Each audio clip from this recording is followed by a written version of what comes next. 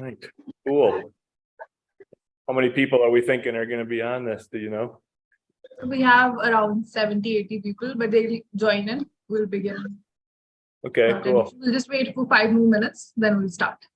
I hope it's okay. Yep, no problem. I'm just getting ready. You asked me to be on 5 minutes early. I follow directions. That's great. Do kind of a rainy winter scene, something different for you all. Oh, lovely.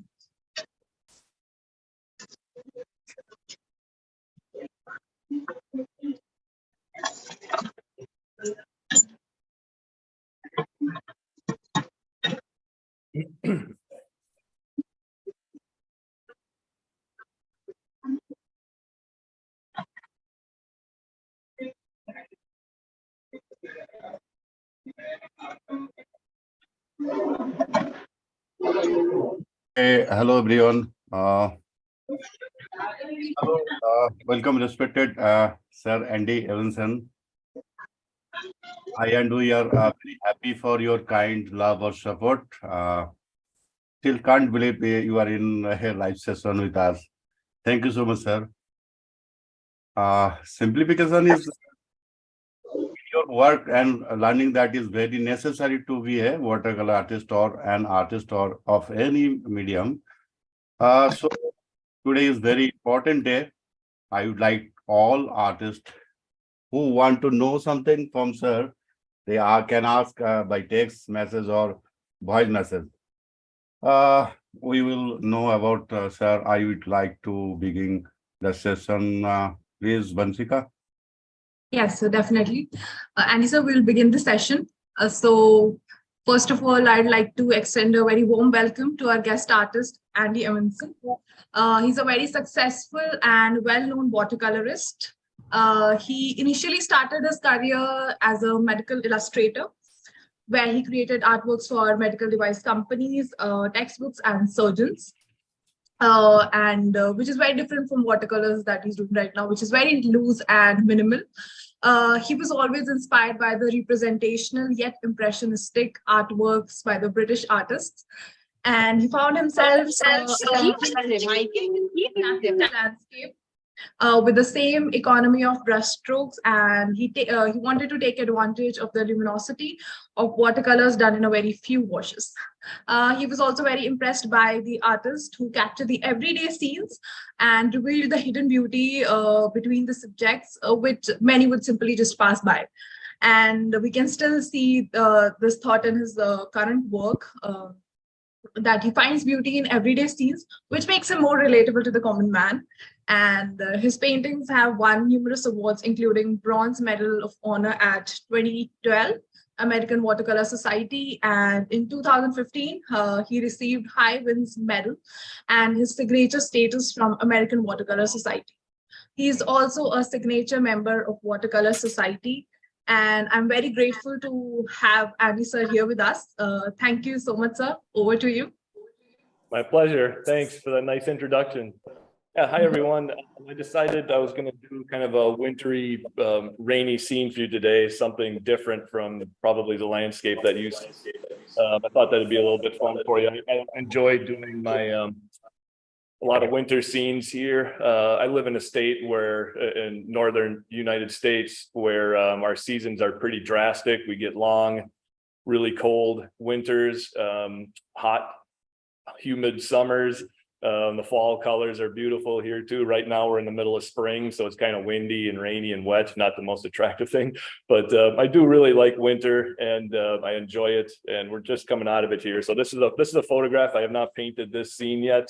I just took this reference photograph from this winter on a day when the snow was starting to melt. It's got some nice reflections. Not a lot of color, obviously, but again, that's winter, what we're seeing here.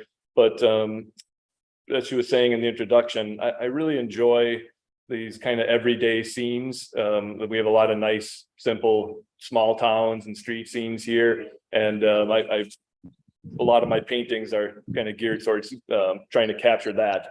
So I'm going to go ahead here and kind of start this. I'm going to tighten up my drawing a little bit. I'm going to do a quick value study first. I want to show you kind of my value study process.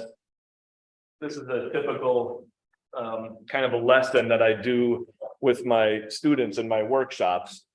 And as you can see here, I use that value study to kind of plug in my big connected shape and try and look for lost edges in my paintings, especially on a scene when it's very colorful like this fall color.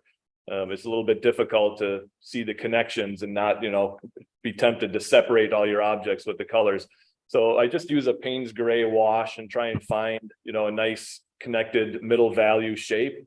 And then I go to my color painting and try and use that value study as kind of my map for at least my first two big washes, where I'm kind of wetting the paper, getting a lot of that light color on. And then when it starts to dry, go in and I paint that same connected middle value gray shape on my color painting.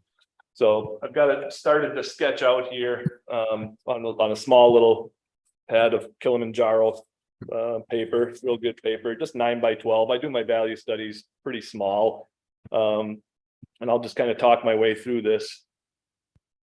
I should mention, if people have questions while I'm doing this, you can go ahead and ask me while I'm painting. Don't feel like you're interrupting me. I want this to be fun and informative. So if somebody has a question, you can go ahead and read it off of the chat for me and I'll try and answer it if I can. All right, so there's my little sketch for the value study. Now, when I'm kind of squinting down at this scene here, I'm seeing a lot of light areas. The sky is lighter, the snow, obviously, the top of that church is a little bit lighter. The church, even though it's kind of a flatly lit, it's got a couple different values on it with the light side, shadow side, and the brick and the stone down here on the bottom of it is obviously darker than the snow above it. The reflections of that church are going to be a little bit more middle value than the light part of the road. These reflections coming down will connect. So I'll try and find a nice, simple, connected shape going across here. I'm just going to mix a nice big puddle of middle value. I'm just using Payne's gray paint for my value studies.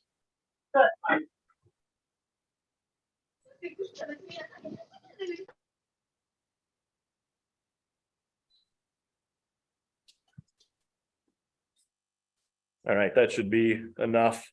Nice and fluid, but not too dark enough so I can obviously see it jumping off the paper, but all right. I'm going to go ahead and just kind of start over here. Again, I need to make a little bit of a separation between the rooftop of that church and the side of it here with some of these middle values. And there's a little bit of a drop shadow underneath there, kind of connecting down to some of these windows. So I'm painting this right here right now, going up the side of the church like so. I can leave maybe a little bit of the front of it in light. Oops.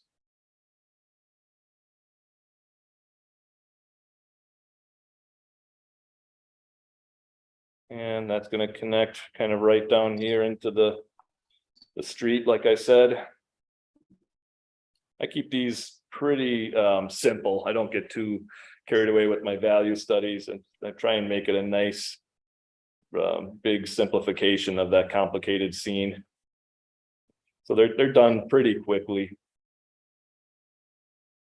I am going to probably put that power pole in later, so I'm just kind of putting that reflection in right now. You will go up.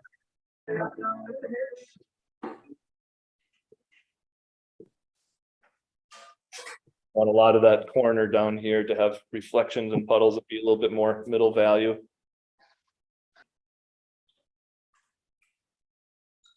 All right, that's going to connect across the street here.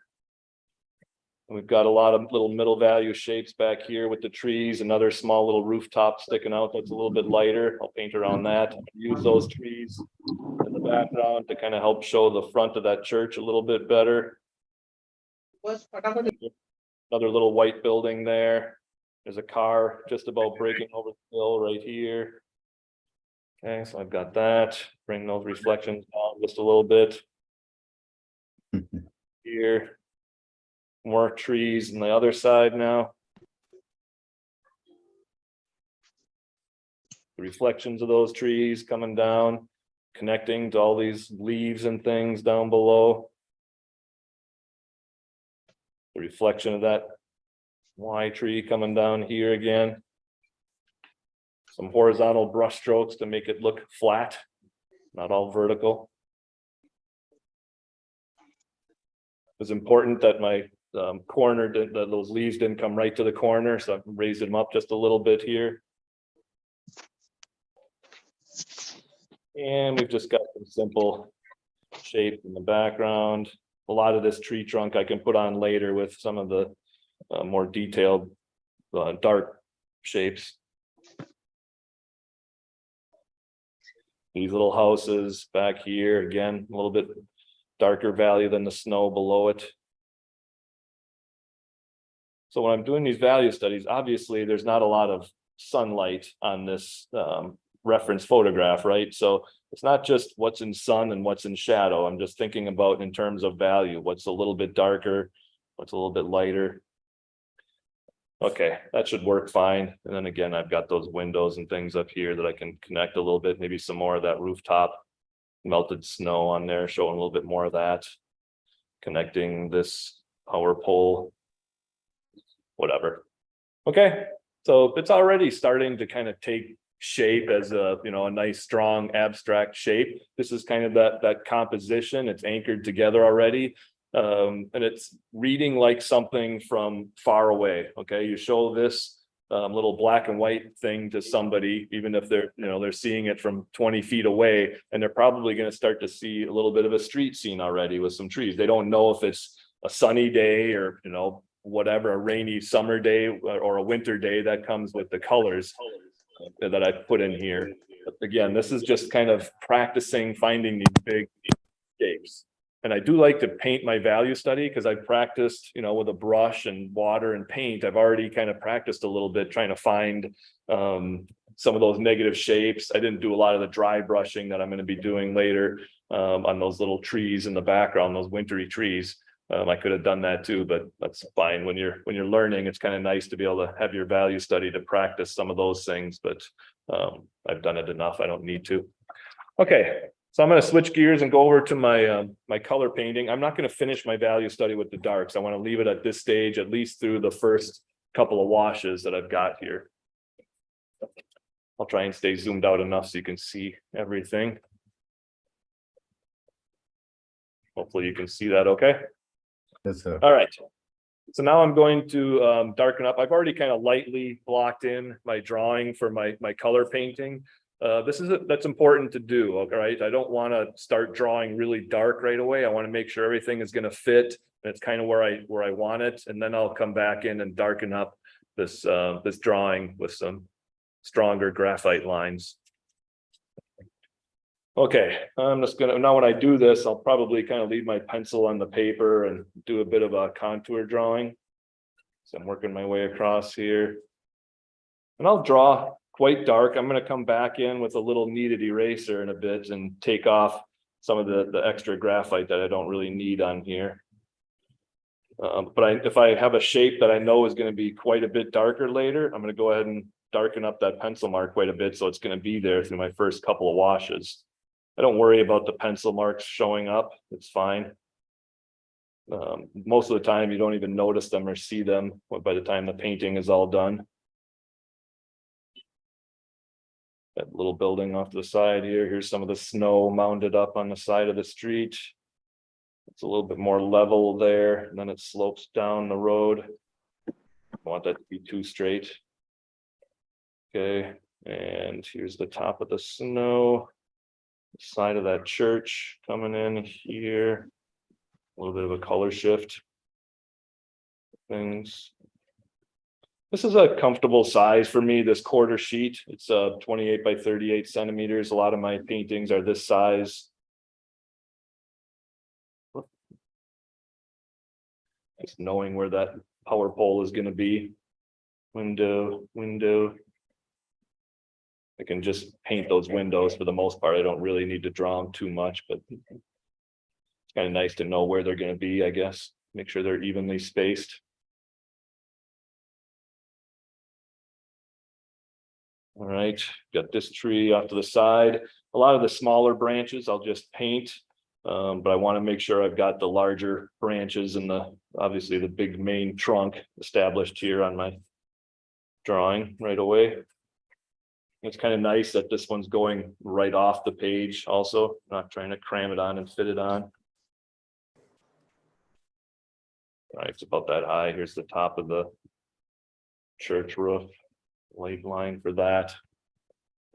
Okay, I've been drawing pretty much my whole life. I like to draw, but I do try and keep my drawings and paintings a little bit simpler, and not get too carried away with things, because I'm trying to find big shapes and paint loosely. So I don't like to get too carried away with my drawings if possible.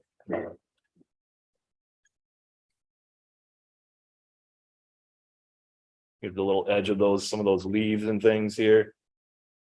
The snow bank. Little porch, a couple of these houses in the background. So I know where some of those shapes are going to be.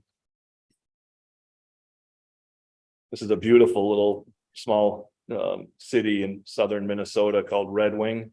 It's kind of down where the Mississippi River starts to widen and gets quite large down here. And there's a lot of bald eagles nesting along the bluffs along the river. And it's an old historic town because it's been on the river. So it's used for a lot of commerce and travel and things back in the day before there were roads. Most of our bigger early cities are established along the rivers for that reason. Stop sign will be a nice little splash of color. I think I am going to include it in there. I won't leave that out. All right, got all my largest shapes are in here now.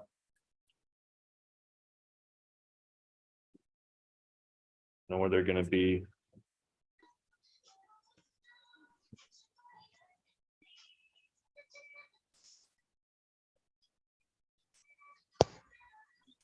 Good enough. All right, there's my sketch.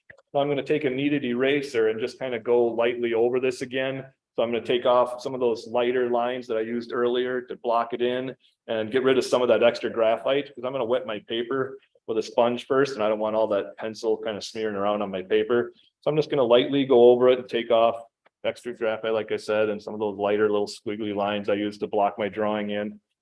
I still got enough of my drawing visible to be able to see that for my first big washes. All right, so I'm going to go ahead and wet both sides of my paper here. I want to work wet into wet a little bit and make sure I got a nice soft, loose start to things. So I wet both sides of my paper. I'm going to flip this over, wet the back first.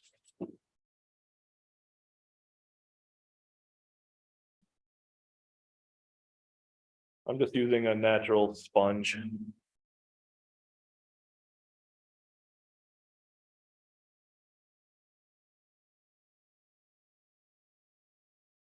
Okay, that's good. Flip it over now, and when I've got the front, I want to ask myself, do I want anything like the white of the paper? I don't really, you can tell even on the printout here, snow is very rarely white, okay? If it's being hit by really strong sunlight in the middle of the day, sometimes I'll leave a little bit of the snow white paper. But I prefer to tint it just a little bit. It's an overcast day. It's water, it's frozen water, so it's reflecting the sky a little bit. And you can see here that compared to the white border of the photograph, that the snow has a little bit of a tint to it. So leaving it white paper on an overcast day it throws it off. It needs to have some kind of a color or a tone to it. So I don't have to worry about painting around anything here.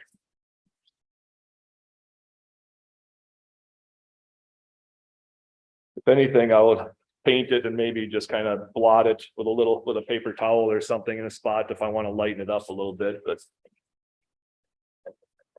so now when I've got both sides of my paper damp, it should lay pretty flat. It's just a quarter sheet, so it doesn't buckle or anything that much. And it's damp enough so I can get my first wash in without worrying about any hard edges.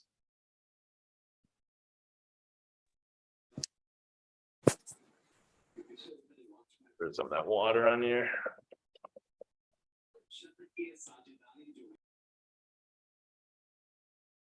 All right, so if you look at my value study now, my first wash is simply getting rid of the white paper with those tones, okay? So I need to get my sky tone in there, that kind of pale violety gray, that little bit of a warmer tans and browns and stuff in the side of the church. The same color in the sky is going to be on the snow of the roof covered or the snow covered roof of the church. Some of these snow spots down here, I'll go a little stronger with that wash as it comes down here on the road to kind of fill that gray in. That's quite a bit darker than the white border of the photograph. This is a reason why I like to print my photos out as a reference photograph a lot of times instead of just working off my computer screen, because it does kind of help to show those values when you see it compared to that little white border around the photograph. So like I have to go quite, even though it's reflecting the sky, I have to go quite a bit darker down here than I would with the sky up there. Okay, so again, I'm using that value study, those white spaces, to just kind of guide me on what I'm putting where. I'm going to use a fairly large squirrel mop for this initial wash. Use some cerulean blue, some lavender, some of that Payne's gray that I already had on here. Even a little burnt sienna. It's kind of a warmer gray sky. But I'm going to put it on, so I need to put this on so it looks a little bit too dark. My paper is very wet. My puddles of paint have a lot of water in them. So this is a lot of drying to do. And the more drying it has to do, the more it's going to fade. Okay, so I need to make sure I'm putting this wash on a little bit too dark, so that an hour from now, when this is dried, I've got the right value that I need on my paper.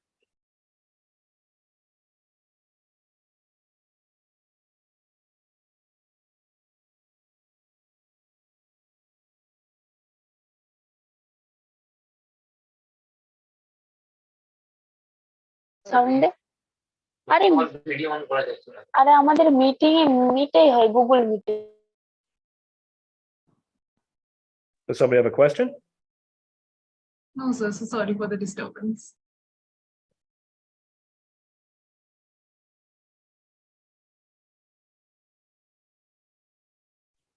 And obviously, because my paper is all wet, everything's just going to kind of fuzz and run together, that's what I want. Again, that sky, the snow is almost the same value as the sky, so I'm just going to let that continue down here. Now I'll start to get a little bit darker with it as I'm working my way down. Here. Got a couple little rooftops.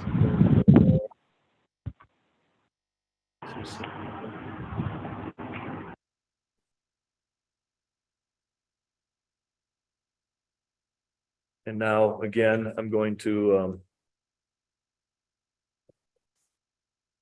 go a bit stronger now on the street, reflecting the sky. So now I've got all that filled in. Now I'm coming down here, filling this in.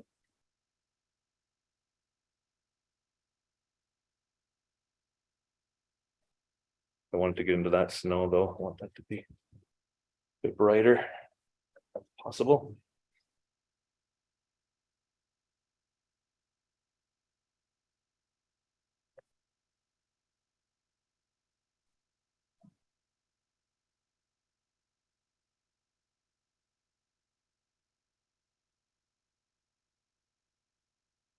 That's that value that I just pointed out earlier, making sure I'm going strong enough with things.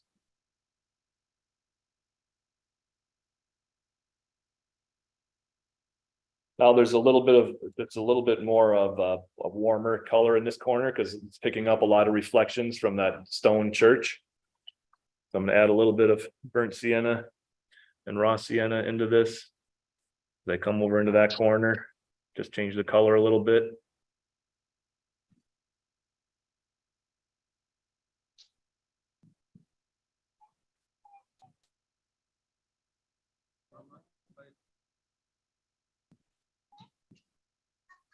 Remember, I'm going to have these reflections and, you know, some of these other darker reflections of the trees and stuff down there as well. So they'll change even more after I put some of that in.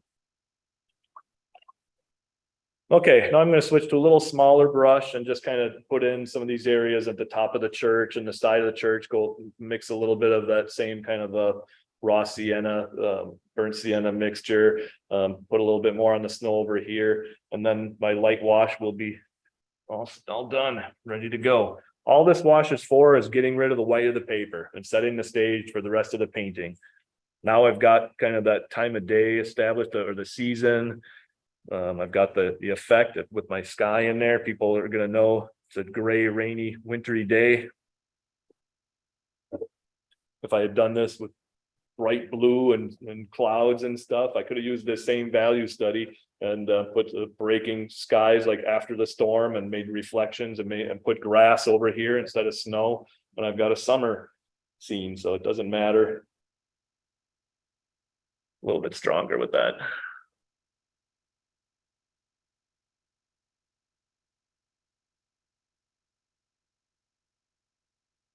There we go. That to come down pretty close to the top of the snow here. It's going to connect right down with that tree trunk and some things down here along the edge also.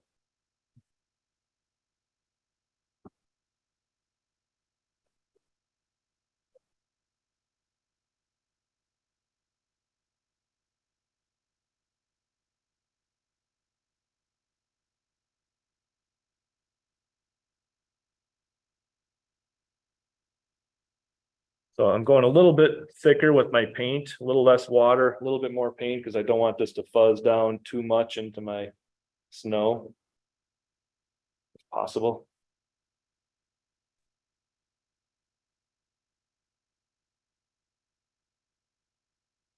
Just threw some more, some lavender and gray in that too. So again, I'm just kind of, a lot of this is going to get covered up maybe too with some darker stuff later. So I'm just getting down what I need to leave, have left behind when I paint some of this middle value shape. Bounce that color to the other side. It's a good idea to not, just have colors isolated, if especially big sections of color. So if I have that color on my brush, I just kind of come over and put it in a couple of spots on the other side of the painting over here. It can be in that pale little yellow house here, has a little bit of that same tone on it. Bounce those colors around.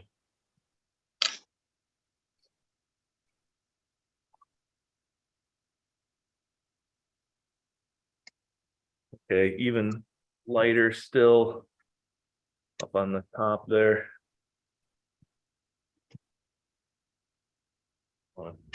Walk that down just a little bit from the sky.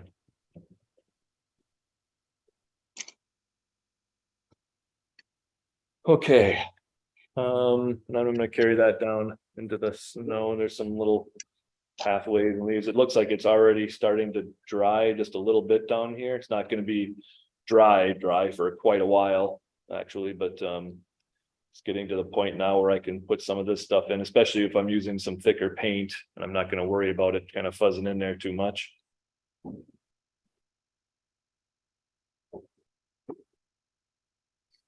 Pretty soon I'll start dropping some of those reflections in also. I want to take advantage of the fact that my paper is damp, so I get some nice softness on those reflections coming down in the street. And I'll just use a little bit thicker paint for that. But hi, Andy. Yes, hi. Hi, I have a question here. Sure. So right now, whatever warmth you have given on top of the first wash of gray is also the lighter tone, right? It is not the one that is covered in the value study, right? Yeah, so all this wash is for is getting rid of that white paper. So I'm not Okay. painting this shape yet. Okay.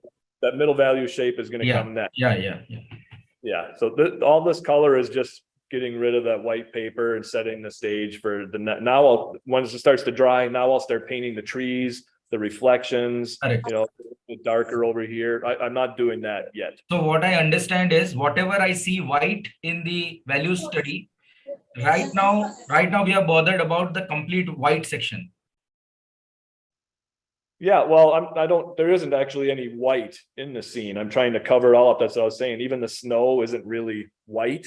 It's got a little bit of a Understood. tone up. Yeah, so I'm not leaving any white paper on my color painting here. Yeah. I'm trying to tone it all down. Yeah, the white just on my value study represents the light wash. So it's Yeah. very rare that my paintings have any actual white paper in them. Because again, like I was saying before, especially on this kind of an overcast day here, the snow, if I left the snow too white, it's going to look like a brighter kind of a sunny day. So I'm actually taking the edge off of a lot of the snow on here too. Okay, understood. Thanks. You're welcome. Okay, so yeah, now again, when I do my value study, I just do that right on dry paper. Obviously, I don't wet the paper and put on a light wash. So the white paper represents that light. So all my edges are hard edged when I put this value, that middle value shape on here, because I'm doing it on dry paper. On my color version, I might want, oh goodness, sorry, my dog is here. Sorry about that. On my color version, some of these shapes I might want a little bit more softer edge. So like I was saying, the reflections down here, I'm going to start dropping those in now so that they fuzz a little bit. I don't want to put in, the tree trunks. Those are a little bit harder edged. There's some of the architecture where I want it to be a little bit more harder edged. So I'm going to go ahead and start dropping in those reflections, but my paper is still damp. So I've got to make sure I'm controlling the amount of water on my brush. So I'm going to use a bigger brush. I've got a paper towel in my hand. I'm just going to start mixing some of those colors for the trees and stuff, reflecting down on the road. I've got burnt sienna, lavender, some cerulean blue, some neutral tint, whatever. But again, I want to make sure that I don't have a lot of water on my brush, because that's going to start creating blossoms and blooms and things. So I want it to fuzz a little bit. That's why I'm putting it on now. But I don't want it to start creating too many big problems here. So this is just, that area of my value study, dropping it in now. So I get some fuzzing going on.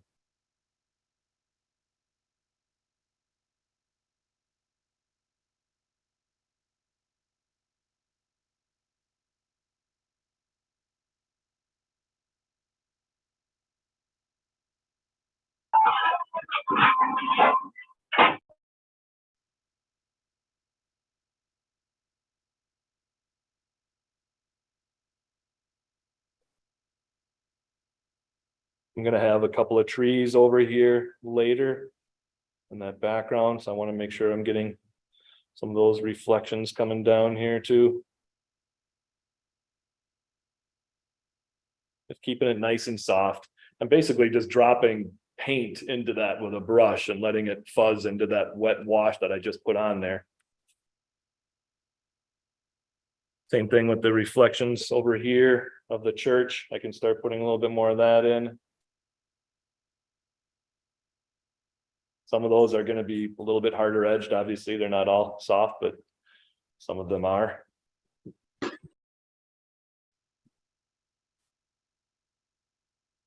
Hi, Ace. Watching our daughter's dog for her while she's out of town.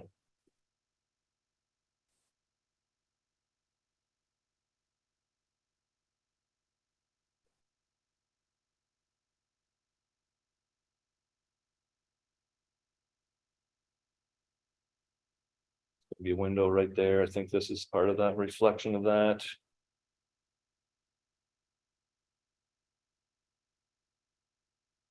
Gonna go a little bit darker in that corner, a little bit more blue on here. So again, I hardly even stick my brush into my water container right now. I'm just putting it right into the paint wells to make sure I'm not getting too much on my brush.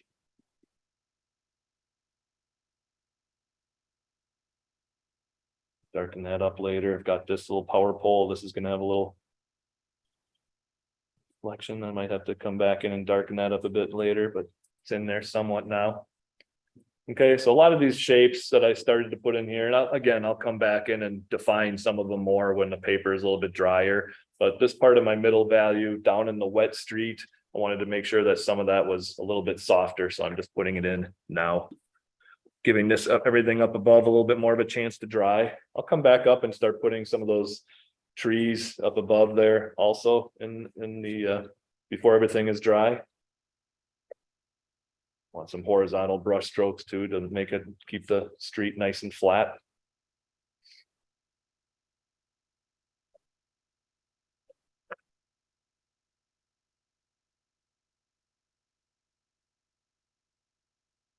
All right, so I'm going to go ahead and start with some of these little areas back here also. I think it's I'm just going to hit this with a hair dryer just for a minute. I don't like to use a hair dryer that often, but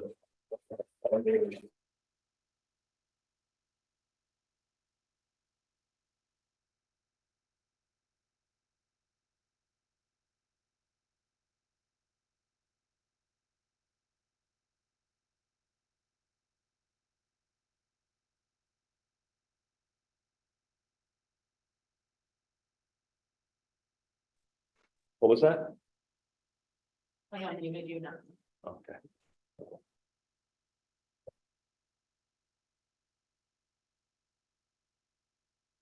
All right, so I think I can go ahead now and start putting in some of those trees up above. They're a little bit more of a dry brush shape up there, so didn't want my paper overly wet.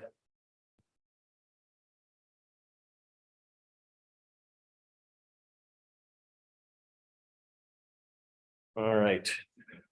Got some nice little touches of color over here too. I'm going to go ahead and start on this side now that my paper started to dry and kind of follow this little value study plan, I think.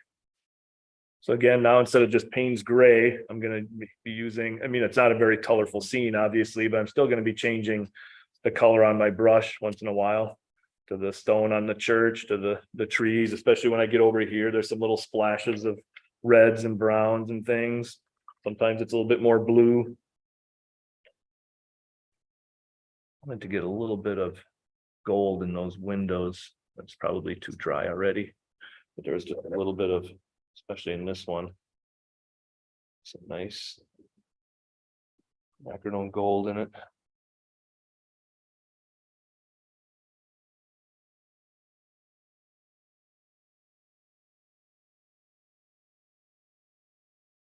Just in those little stained glass windows in the church, I wanted to get that in. All right. It's going to be for the more of a stone color. I'm going to have some lavender in over here too. So I'm just getting a few different colors out on my palette here now. Neutral tint, the stone color of the burnt sienna, raw sienna, some lavender, some more blue in an area. So I can just kind of keep changing the color on my brush once in a while and get that middle value shape going.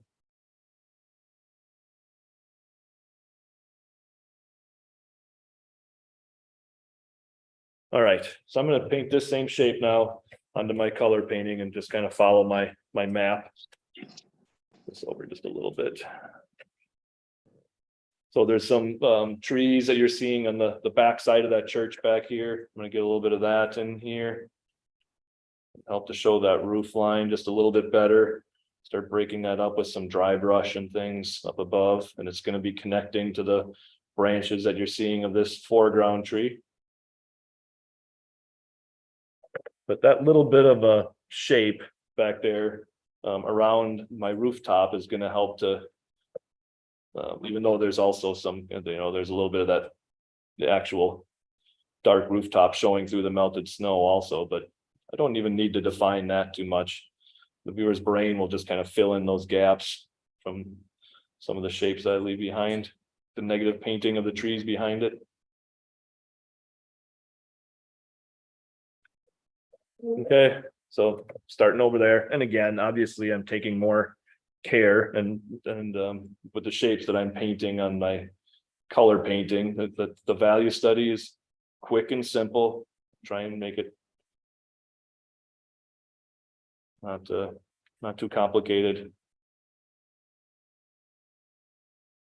And some of these I'll be coming back in with some of the darks later also to finish those off. So now I'm going to go just a little bit stronger with some of the tone on that church and let that kind of merge down into here.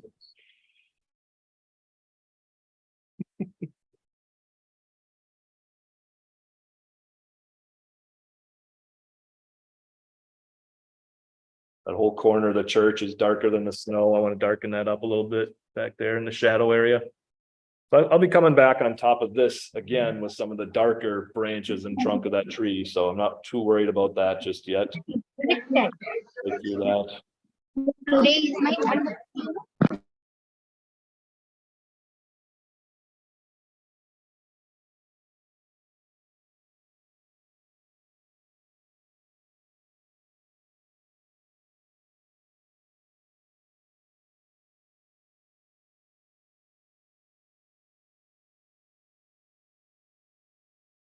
I didn't really find out or ask you how much time I had to do this. Do I have a time limit for this demonstration that you want me to stick to? No, sir, there's no time limit. There's no time No. constraint? Okay, great. Thank you.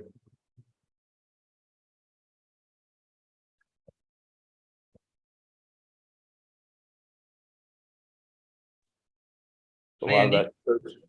Yes, I have another question for you. okay. Yeah, so in this picture, do you have a particular focus area or area of interest where our eye should be glued to? As in the rest of the picture takes a backstage and that portion is highlighted.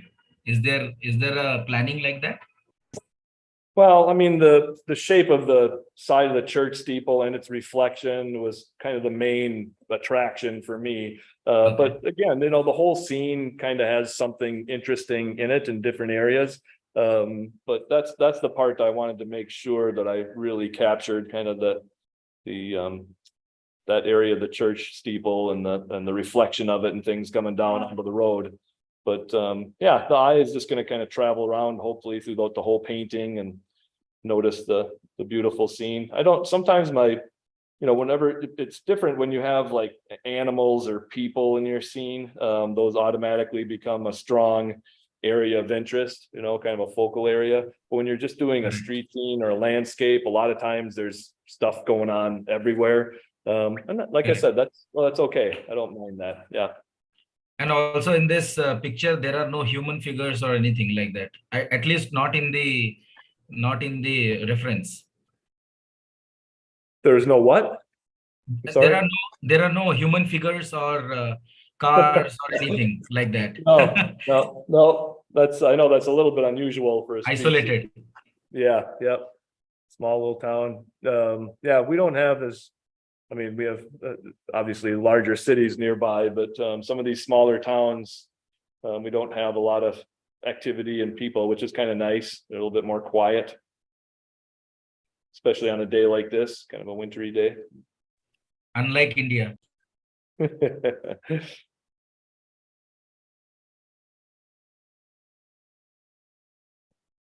kind of break that up with my finger and do some dry brushing.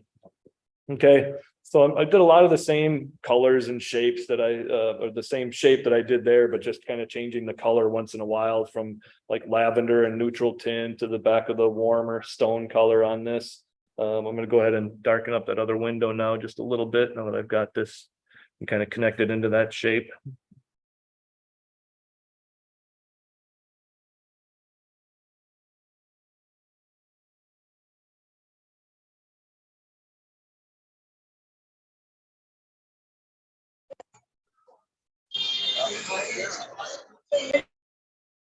All right, so I've got those in there. And again, I'm going to have darker tree trunks and branches and stuff on top of this yet to come. So following my map, I'm going to go ahead and kind of come across and give a little bit of a shadow on the rooftop and get some of that tar roof showing through some of the melting snow up above.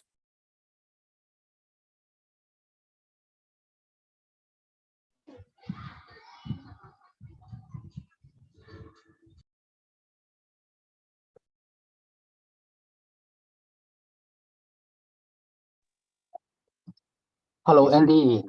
Do some dry brush for that.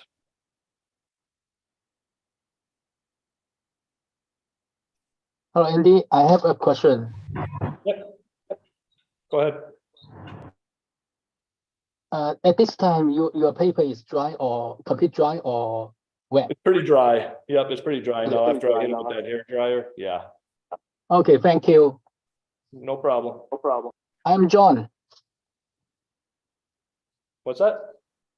I am John. Still couldn't make that out, sorry. It's pretty dry. I mean, this is dry enough. I can just put my hand on it, you know.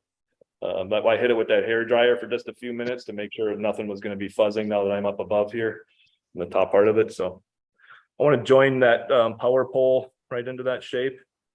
Get some more brown on my brush. Get this in.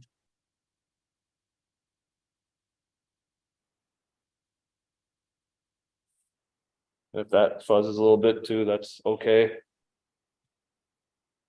A little bit of the reflection of that coming down. It's not quite as brown down below, but I got that too. All right, following my plan here, I'm going to come across and now I can, now that things have dried a bit, I can go ahead and darken up some of these reflections a little bit more. I didn't want to put them all in. I didn't want to lose the edge of the snow by the side of the street. So I couldn't put all the reflections in as much as I wanted to before. But now I can kind of come back in and repaint some of them and show that edge of the street with the snow there.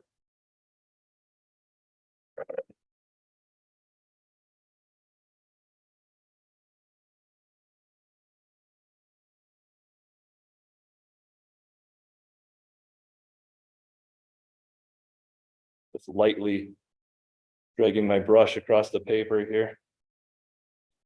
Let it break up a little bit sometimes.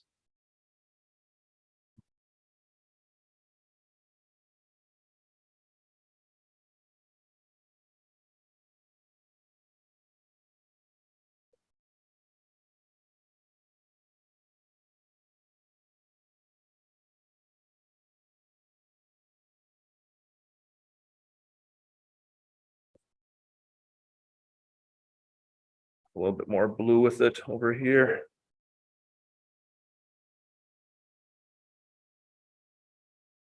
Want that corner to feel a little bit darker down in the bottom left. Not getting as much light down there as other areas.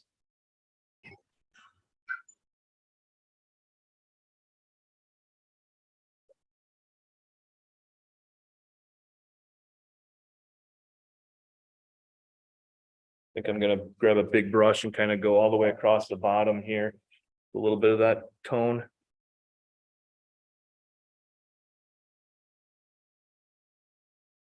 Darken that up even just a little bit more.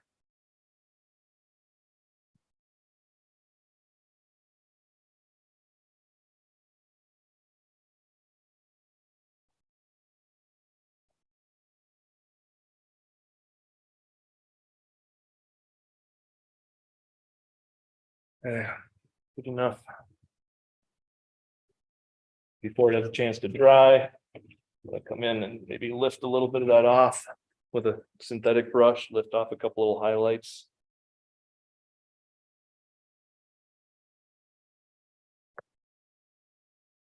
Soften them up some, make it look a little bit more wet.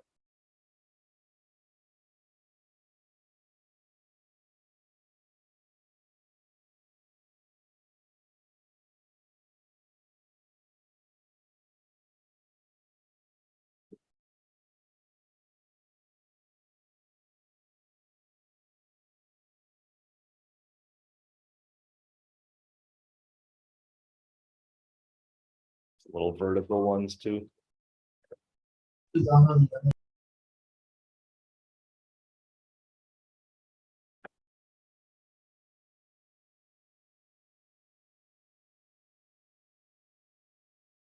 Trying to make it look nice and wet is all. Alrighty. I'm going to continue on now with my trees up above this little part of the value study.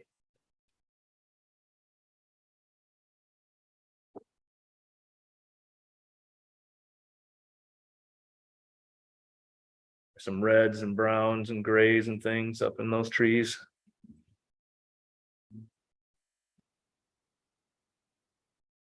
Seen a little bit of some steps in the front of that church, like so. A little bit of that in too.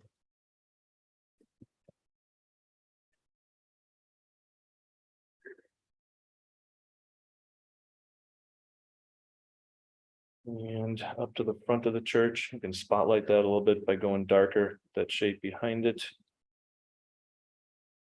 That, make the front of that a little bit darker.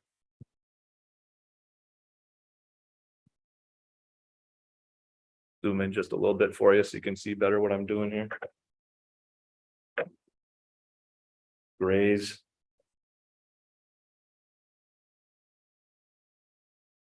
Need a little highlight back there for a snow-covered rooftop. Let's start popping in some evergreen trees and things, a little bit of green here and there. Change the color on my brush. But I still want everything to kind of connect as I'm going across the paper here and lose some of these edges.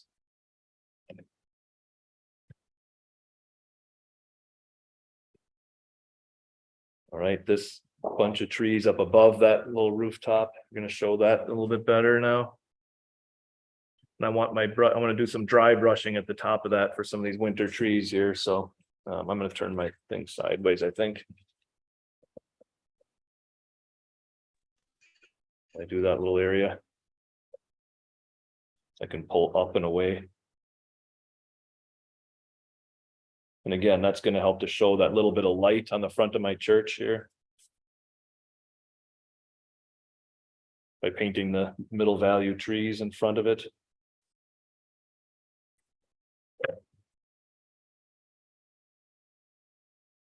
Okay, so that's the whole point of that shape.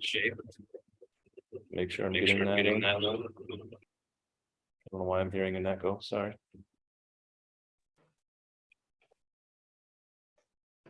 More little neutral tint trees in the background here. Well, even though it's obviously a pretty dull day, I'm still trying to inject some color and life into things in the painting of it.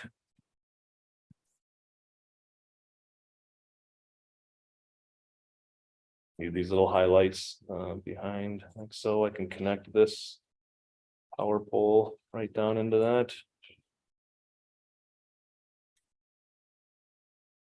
Those little shapes. I'm going to get a little bit bluer with this as I go back now. Those trees.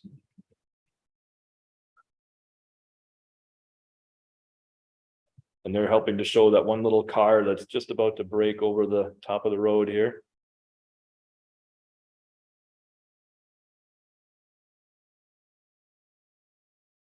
Paint around that little shape.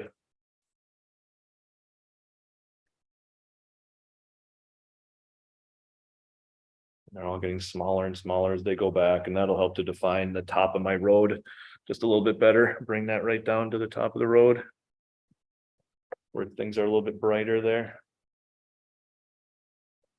It's the windshield in that car.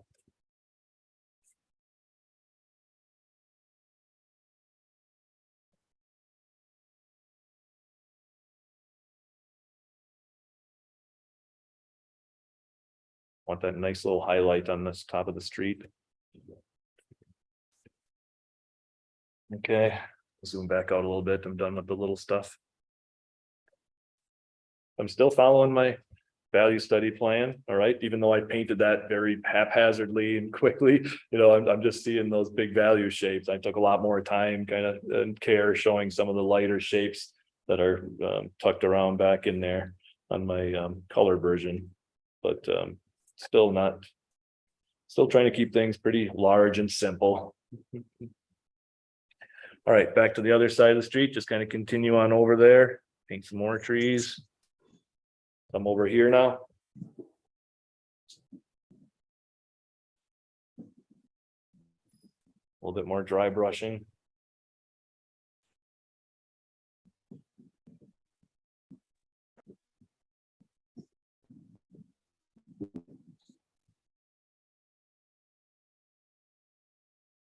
A little porch or something left behind. That's where that little stop sign is. So I'm gonna incorporate that in here too at some point.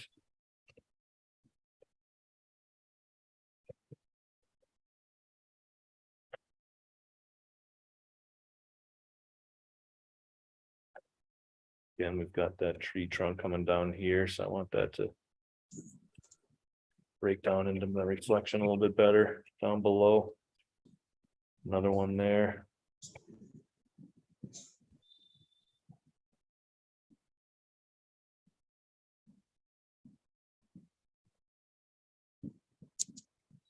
Pretty soon I'm going to start merging with all those leaves that are gathered on the side of the road.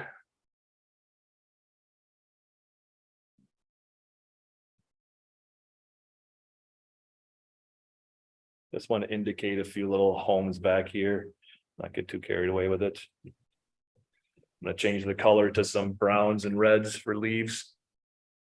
Do you always use a limited palette? You don't have green in your palette? No, I don't. Most of the tube greens I don't like. I found myself kind of adding blue or brown to them anyways to change the color of it. So if you look at my palette, I've got a lot of just the primary colors. I've got several blues, some yellows and browns, and then the reds. I don't need to buy green paint. I have yellow and blue. I can mix green paint. And the greens that I mix are usually a lot more natural looking than the tube greens that you can buy. So I don't have, the only kind of secondary color I have on my palette is that that lavender, and that's the color that it's got a little bit of white in it, which I can't really mix. So that's why I use that on my palette. But yeah, otherwise, if you look at this is my typical palette: blues, yellows, reds, and I mix what I need. And I think that makes your paintings a little bit more harmonious that way. Instead of just constantly grabbing new colors and looking for a tube green that matches what you want. If I'm using the same blue that I used in my sky to mix the green for my trees, it's more harmonious. The same raw sienna that I'm using in my in the ground plane and the landscape, putting that into my buildings or my trees also, that helps to keep things nice and harmonious. That's what I'm going for. Okay, we've got that little porch back here. That's going to join right up to this tree. Couple windows. Big tree trunk coming down. So just kind of connecting all those shapes, the trees, the stop sign, the houses, everything joining together into one shape. If I keep working from a bead, from the wet edge of the shape that I'm painting, I'll get nice mixtures. Everything will just kind of mix on the painting, on the paper.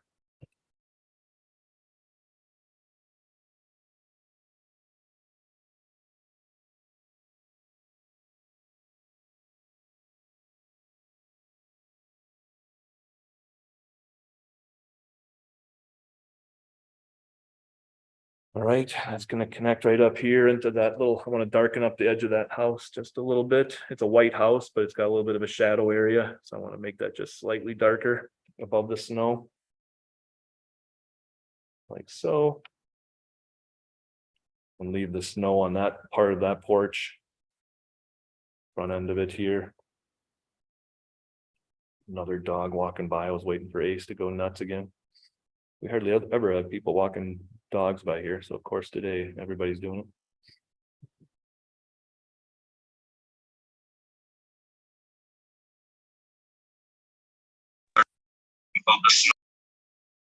Okay, so look at these two shapes compared to my value study and my painting right now. Almost identical. Okay, I've got some soft edges going on my color painting that I don't have on the value study, again because I put some of those shapes in while things were damp, and obviously a lot more color shifts and care about some of the shapes that I'm painting. But I followed that map to kind of make sure. Oh my God, I'm sorry.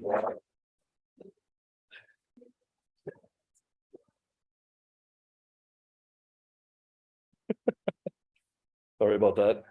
Gave me a heart attack. Seriously. Okay, now I'm gonna start putting in some of the tree. I want to get some of these leaves that are gathered here on the edge too, and I'll work up some of the tree trunks.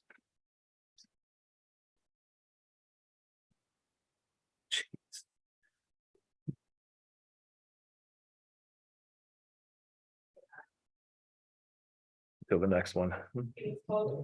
I know. All right, we've got these little gathering of leaves down below here. That's going to help to define that side of the road. Want that to kind of join in with some of the reflections too and show the edge of my snow. Oops, I want you to be able to see everything.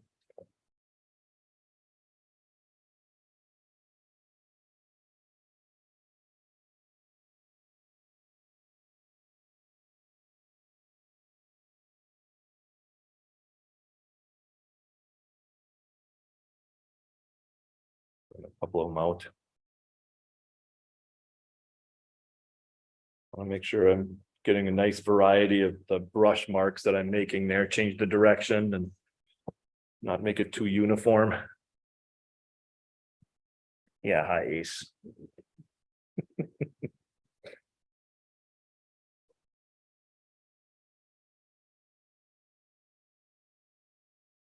All right, so that kind of finishes off that side of the road a bit better. Okay, so I'm going to go ahead now, and I don't think I really need to practice the darks on my value study, but I'm going to go ahead and put some of them in just while I'm letting this dry a little bit more here, kind of let you see what happens when you put the darks in after the fact. So all this now is just, you know, those two washes, that light wash and my paper is all wet, trying to find some way to connect all these other shapes so that I have some nice lost edges and, you know, kind of strengthen that composition a little bit more. Now with my darks, I go in and add some refinement, some detail, and kind of make sure I'm not going too far with how many small little details I'm putting in this. And again, this gives me a chance to practice things with my brush here. So I definitely need to darken up this tree trunk over here on the left a bit.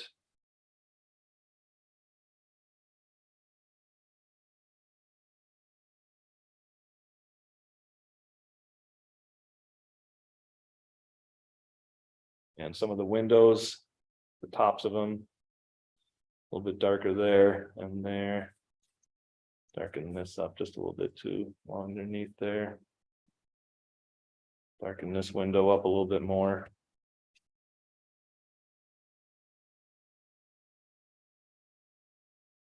Could carry away with that. Another little window, there's windows like basement windows along the bottom that'll help to maybe pop the snow a little bit. On there, some other little shrubs and stuff. The side of this power pole was just a little bit darker coming down.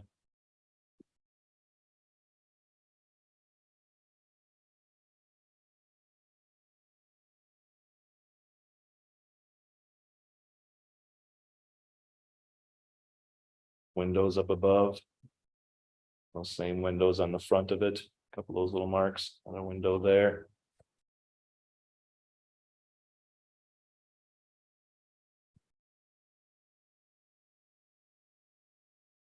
This deep, smaller detail stuff in the corner. More tree trunks. A little bit darker on some of these reflections again.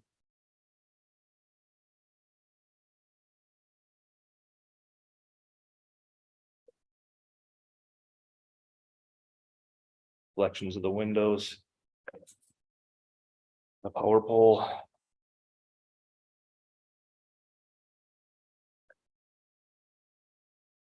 Probably be doing some of this same darkening up of things on my color painting if I need to pop those reflections a little bit better. All right, we've got a couple of darker tree trunks and things on this side of the road too.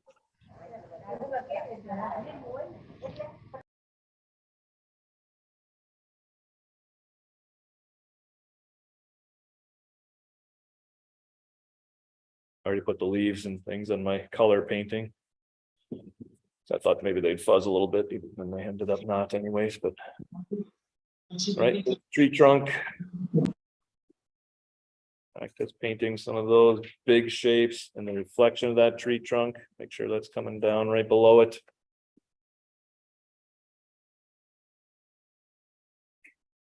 All this stuff kind of connecting here. Like the little squirrel's nests up above in there too. I'll try and pop a couple of those in.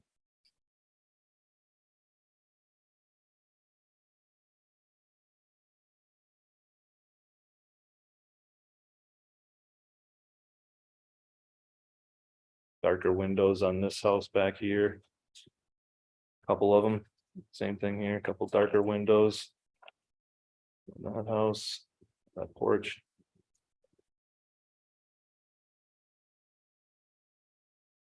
A little the reflection of that big tree down here.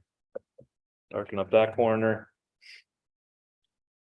Okay, then I think I'm going to give myself a chance to practice some of the power lines and things too while I'm putting in some of these little darker details as well.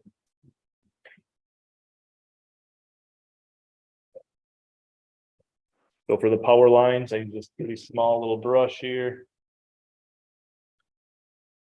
And I usually turn my paper upside down so that I can make a nice quick mark. I'm not going to be dragging my hand through anything that I've already painted here. And that they do kind of make that sagging down, this kind of an arc shape, and that's easier to paint upside down than the other way.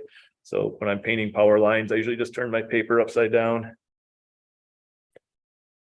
and make some quick little sweeping. It's important to do those in one fell swoop, kind of one quick brush mark. I don't mind power lines. They're nice little compositional elements, kind of leading the viewer's eye into the painting. Okay, so those kinds of things are kind of fun. I'll make sure when I do it on my color painting that I'm not making a bad tangent with them or anything over here. But and then there's a lot of just dry brushing that I can do up in here also now.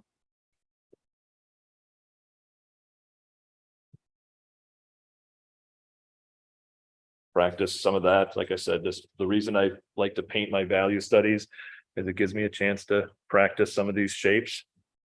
So if I've got a lot of this dry brushing on the tops of these trees now, just may as well get myself warmed up before I go and do it on my painting. Creating the little squirrel's nests and things. A little squirrel's nest up there. I'm gonna put that in my painting. I like that.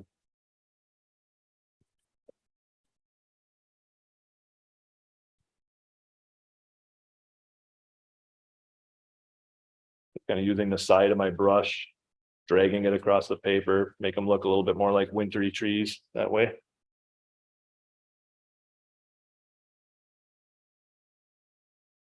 Breaking up the tops of them.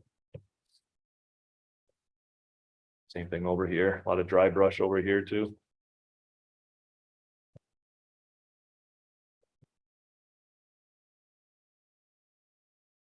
And finish it all off. All right, so again, that just gives me a chance to practice a little bit, make sure everything's going to read well, all the little details. You know, it doesn't need more than that. I could come in and put, if I was going to put a person in, I'd make sure, you know, with the scale that I knew about where they were going to be. There's a little sidewalk over there. So if I decided I wanted to put somebody walking into this scene, I know about, you know, if they were going to walk into the door of that church, right about here, they'd have to fit in, so their head would be about this high. Okay, so if a person was going to be walking into this scene here, I could make them up and just kind of make sure I'm paying attention to the scale of them and that they're going to fit into the scene. So I can put a person in my color painting too. But that little simple brush mark, you know, practicing painting, trying to get their form, one arm swinging forward, just trying, if I do it on my color painting, I want to do it the same way. You know, make sure I'm just keeping things nice and simple. Just because it's a figure, it doesn't have to get too detailed. All right, so that's my on my value study, just kind of working things out a little bit. Now I'll try and wrap it up on my color painting. Finding some of those same important darks. Look how light my sky dried. Okay, all those things that I put in. That's what I was talking about. You know, you've got to make sure you're pitching your light wash, a little bit darker, because it's going to fade a lot when everything starts drying, just because of how much water and stuff I have in my brush. Okay, I'm going to start with some of those tree trunks now. Same thing as I did on my value study.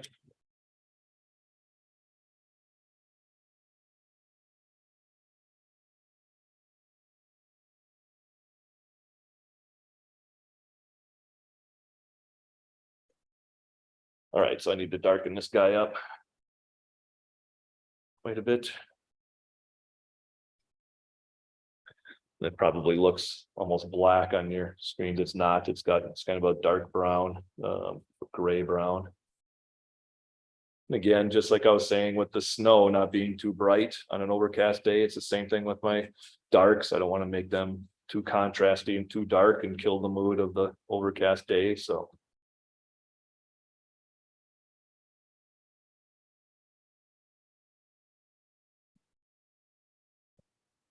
the thing with watercolor is, you know, the darks add so much. That's where the details are. And you just kind of have to make sure you're waiting to the proper time to put them in. It's tempting to start, you know, putting detail in your painting sooner because it's not looking the way you want it to. And it's a little bit unnerving, but just, you know, kind of trusting the fact that at the end of the painting, when I start popping in all those little things, people and lampposts and tree branches and windows and blah, blah, blah, that all starts to come together. But now it's working, you know, with the big shapes first, which is much more important than making sure all your little details are lining up. You know, those big shapes, anchoring shapes, that's your composition. That's what people see, you know, right at the from a distance when they see your painting up on the wall. You want to make sure that those big descriptive shapes are reading well first and foremost.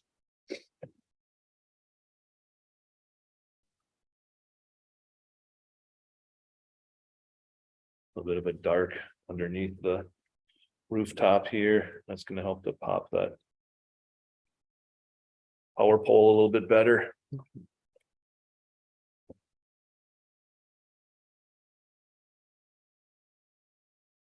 Got some darks on, a little bit more of a darker shape on the rooftop up here again too. Just a couple of spots. I don't want to get too carried away with that. I'll be doing a lot of dry brushing to kind of break up that, on the top of this later. But I'm worried about the big shapes right now, so I'm going to continue on with that. Go a little bit deeper brown on the side of that power pole. Give that a nice dark shape. A couple of spots too.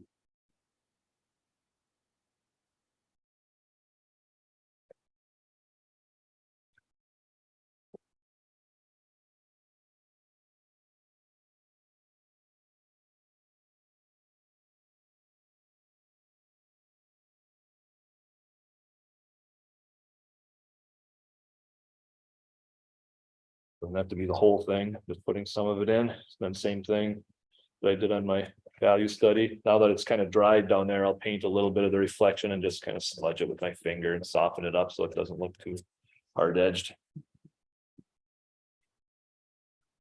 All right, I've got that power pole in there now. I can darken up the tops of those windows like I did before.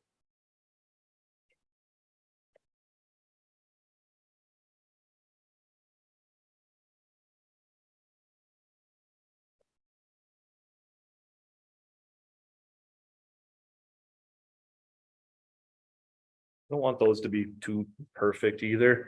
It's kind of nice if they have a little bit of character to them. I know they're symmetrical and similar and everything, but if one has a little bit more detail or one has a little bit of a more of a dry brush stroke or just something to differentiate them a little bit helps. Same thing, a little bit of that stone work underneath above the snow. Help darken up some of this stuff. Show that it's stone, maybe with some little dry brush things again.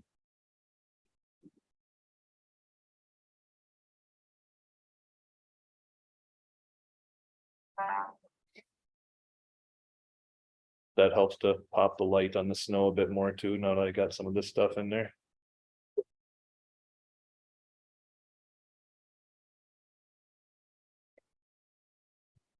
Alrighty, and there's some other scraggly shrubs and things in front of there. I can do a little bit of dry brushing right now. Break that up a little bit.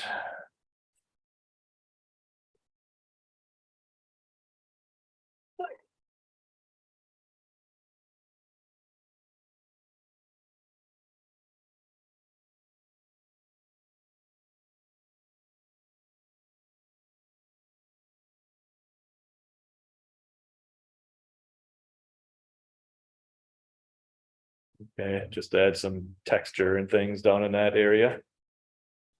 Same thing, it looks like there's some vines and stuff kind of growing up along the edge here. Breaking that up a little bit more than what I had before. Okay, I need to darken those windows up above just a bit.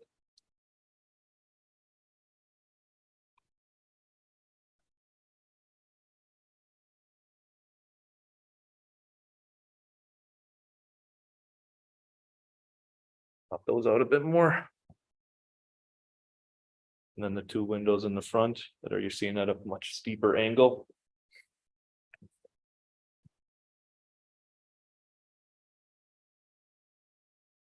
Want that to have a little bit of a shadow up above there and here, a little bit too pale.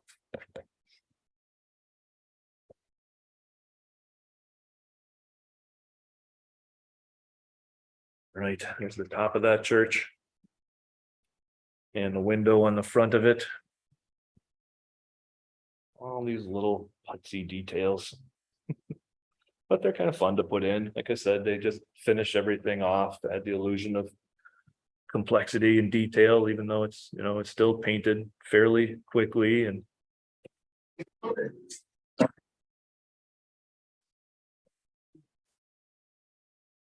sure those are nice and dark in that area, that window. Then the reflections, I'm gonna come in and darken up a couple of those reflections under there too again. A minute. Same thing I did here on the value study. So yeah, just a little bit stronger. I do kind of like, there's a little red fire hydrant down there. I can just put a little splash of color by maybe dropping that in. I don't want to get too carried away with it, but right at the base of that power pole, fire hydrant. And that's reflecting down here a little bit.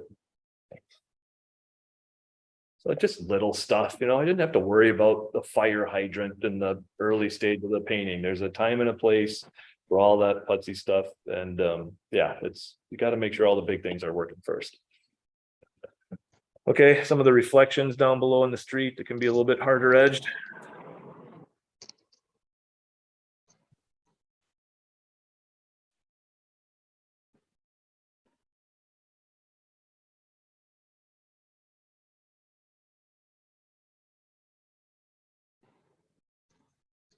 The same thing I did on the value study, darken some of those up in the corner, especially. I want that corner to read nice and dark.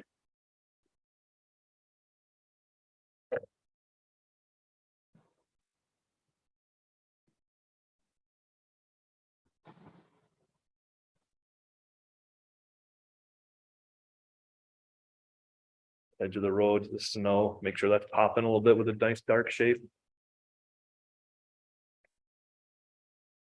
All right, I'm going to jump over here before I go to the dry brush and put in some more tree trunks and things.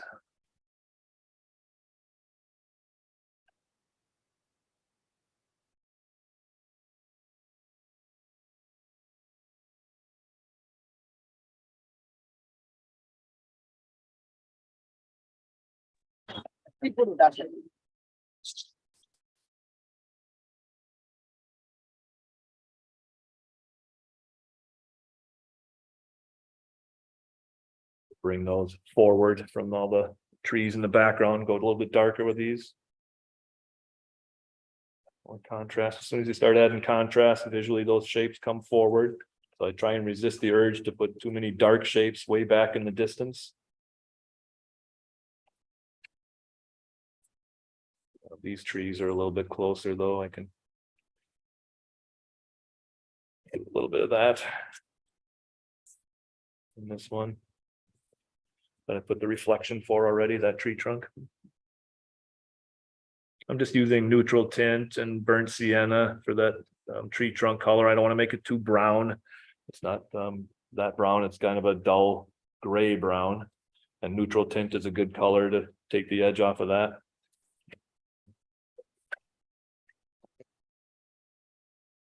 So even though I connected some of those earlier, I know with my middle value shape, and now I'm coming back and going over them, it was still important for me to do that, even if I thought I was going to come back later and connect it. Just the main reason is so I don't have, a white gap between this tree trunk and the houses behind it. So it's important still, like I said, even though if you know you're going to go over it, just let it connect in some of these other shapes when you're putting in your middle value.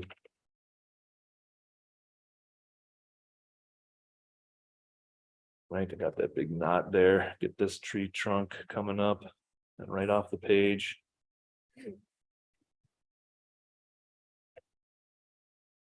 Big branches.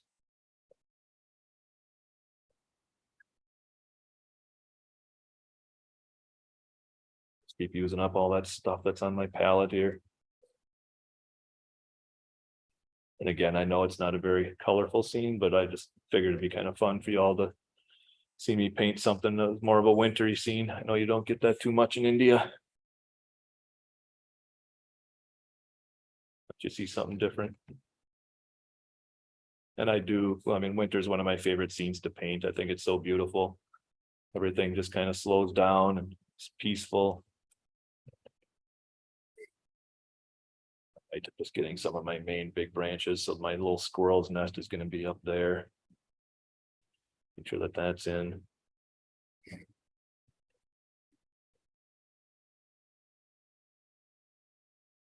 Okay, I've got a couple of windows and things on that white house in the background on the right. Just to help make it look a little bit more like a house.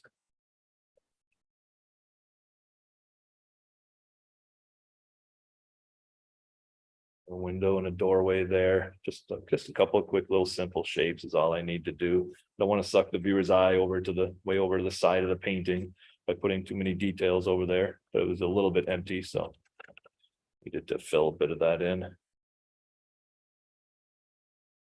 We'll mark footprints and things in the snow. Break that up a little bit better.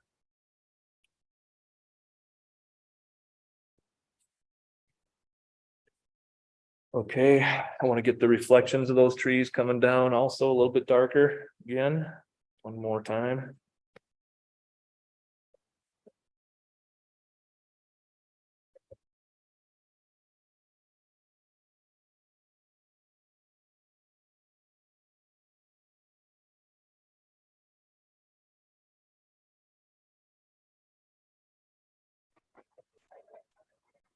Popping all that up. Keep it wet looking. Into those leaves have some darker shapes in them too. Those fallen leaves. Okay. Pretty soon I'm going to be doing some dry brush on the tree trunks. I just wanted a little bit darker reflection in a couple spots here.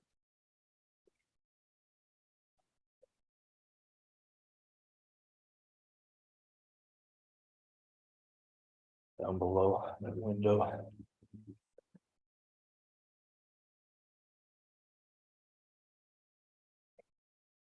And smudging it down with my finger just to soften it kind of helps. You're welcome, whoever typed that in. Pleasure to explain my process. So sorry to disturb you, sir. There are questions regarding the recording. So yes, the recording will be available on our YouTube channel, and we have shared the link in the chat box. So in case you have missed any part of the demonstration, you can check that out. Cool. Please continue, sir. So Good. sorry to disturb. No, not at all.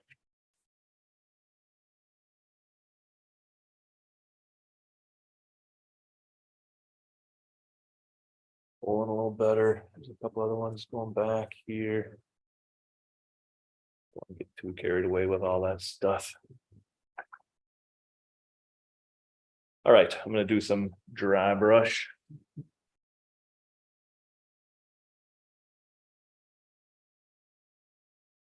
got some pretty big areas of twigs and leaves and things here that I'm gonna have to knock in, so. I can't use too small a brush for this, so I've got to be careful. I don't have a lot of paint on here when I'm doing this, or a lot of water, I mean. So I'm using a synthetic brush. I'm just gonna start real lightly. Start dragging this in. Kind of a feathery touch, just brushing it over the top of the paper a little bit. Use those bumps in the paper, the texture of cold pressed paper to create some of those little soft edges.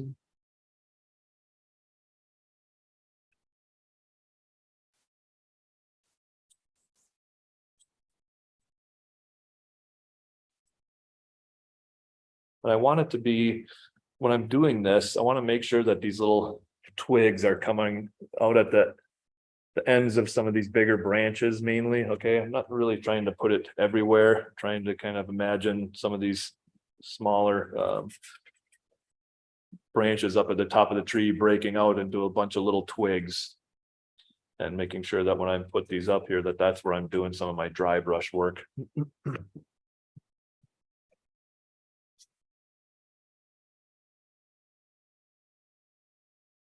Got quite a bit there.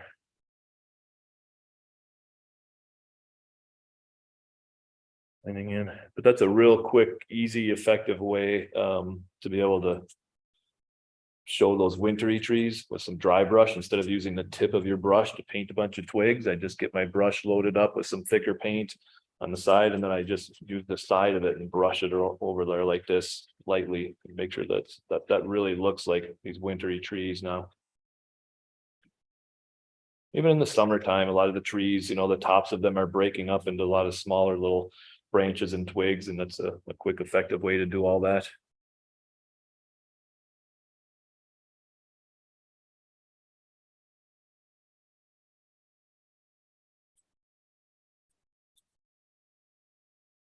More trees, wispy trees down here in that corner.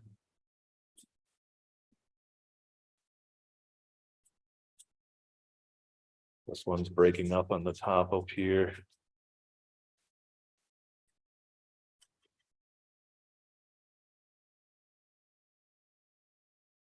Kind of fun.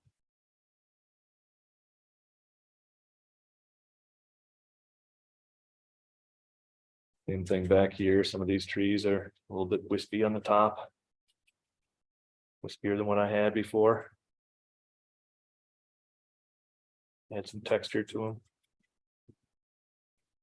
That was something I couldn't do before when my paper was all damp. Okay, I had to wait for my paper to be dried up a bit, be able to do this. Same thing up here on the left on that big tree. Get some of those areas dry brushed in. Getting awfully close now, wrapping things up for you. I know it's getting late for all of you.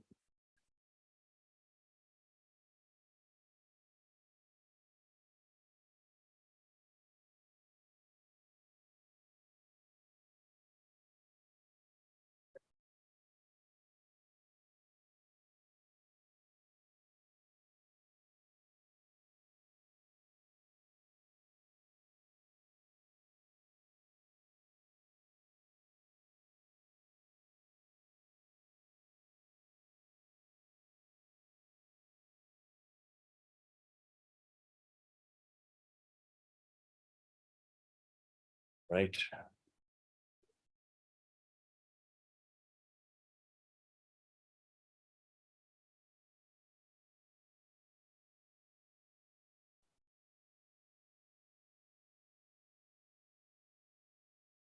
Fill it in a little bit more over here. Some a couple of areas that are a little bit more filled in with twigs and stuff. I want it to be all about the big branches. I'll have to paint a few more big branches on top of here again. Quickly.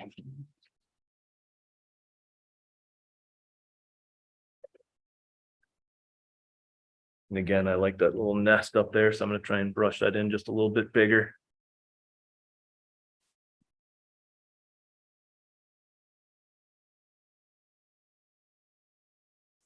Hanging up here on that branch.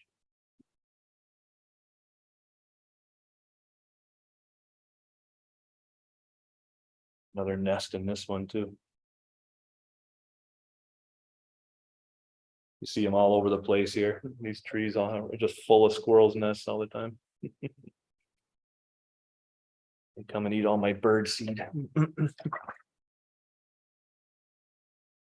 Okay, I didn't put that stop sign in yet.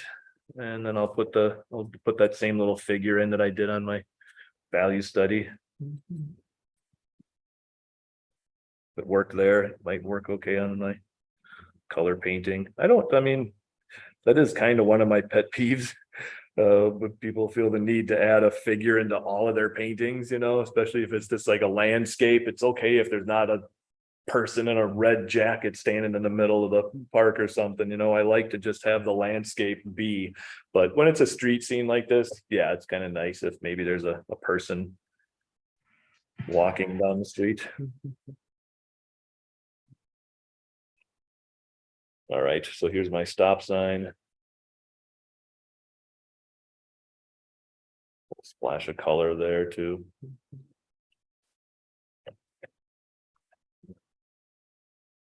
I don't want to get too red with that. I dulled it down with a lot of the stuff that's on my palette here still. Again, that's important. It's an overcast day, so that stop sign isn't a fire engine red. It's dulled down a little bit. Plus, you're seeing it kind of backlit. So, and I want a little bit of that also kind of reflecting down here to my street. If I'm going to paint that in, I need that reflecting down. All right, I'm going to pop that figure in, kind of try and do it the same way I did the other one. So I'm going to give maybe a brighter blue jacket.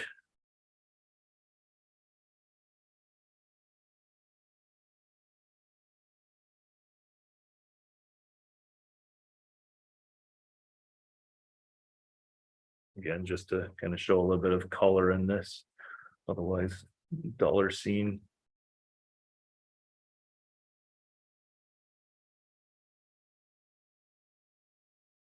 And same thing, I kind of know about how big that figure should be if he was going to be walking into that church or standing, underneath the window or whatever. So I want to make sure I've got his head right about where I need that. But like so, I want to paint him nice and simply the same way I did, and as that other one, he's kind of got his hood up, maybe wearing a winter jacket. One arm forward. Give him some different color of pants. You're welcome, Shika. Nice to hear from you. I'm glad you're here.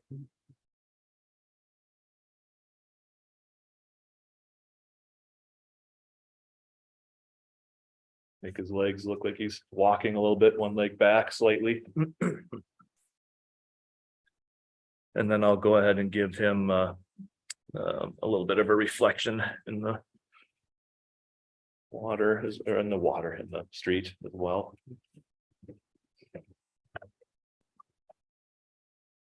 That blue bouncing down here.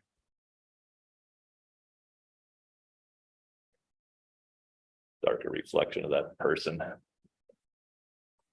that just adds a little something. Okay, so yeah, it's okay when you have a street scene to go ahead and knock in another darker figure. It adds a little bit of life to a otherwise kind of a ghost town. To make his body a little bit bigger, darker. There we go. All right. Branches and power lines and stuff, and that'll be about the end of it.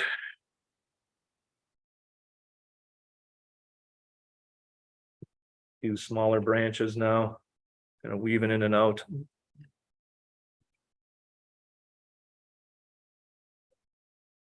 Darken up a few of these a bit more in some spots. Now that I've done all the dry brushing, I want the larger trunks and things to be a little bit darker than all of that.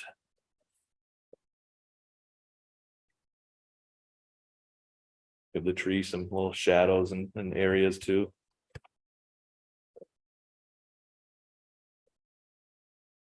Hi, Andy. Hello. I have a question. Okay. So what is the most important thing when you are doing watercolors or making watercolor painting? What are the most important things? Yeah. I think to pay attention to the how wet your paper is, having a really good idea of what you want to accomplish so that you're not second guessing yourself. You've got to work fast in watercolor.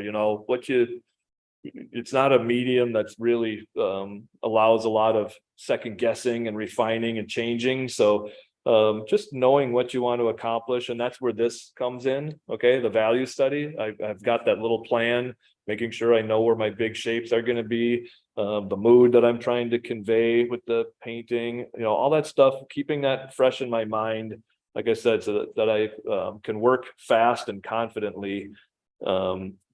That's a big part of it. Making sure you're using the right size brushes for, a lot of what you're putting on. Don't work with just small brushes all the time. If you're painting a big shape, paint with a big brush. Try and find connections between shapes as often as you can. That's, again, going back to that value study. That's why I did that.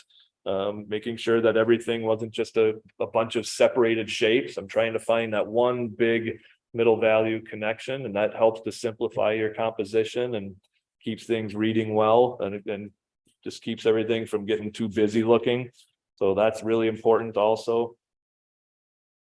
Well, I have increased so much knowledge with the single question. So it was great, it was great session with you. And your painting is looking very nice. Thank you very much. I appreciate it. Thank My you. pleasure for being here. Yep.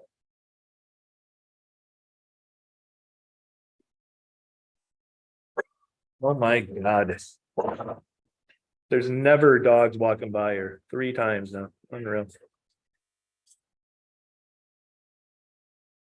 Good boy, Ace. Such a good protector. He's like the biggest cowardly dog there is on the planet. I don't know who he thinks he's scaring with that bark. The baby.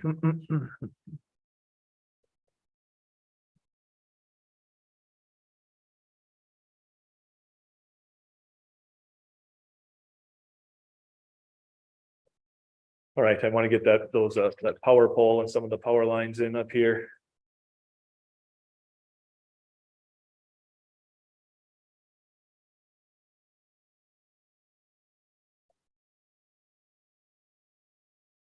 But that's up high enough.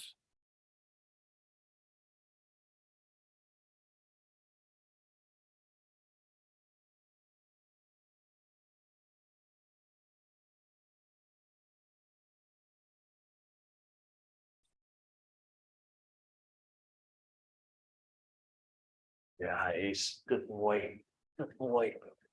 Yeah.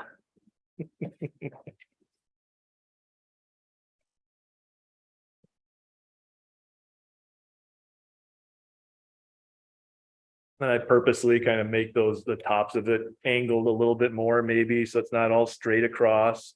I like things looking a little bit crooked or off better than being perfectly symmetrical and correct. That's why I love old barns that are falling down and that kind of stuff. I like those kinds of things to paint a lot better than really beautiful structures.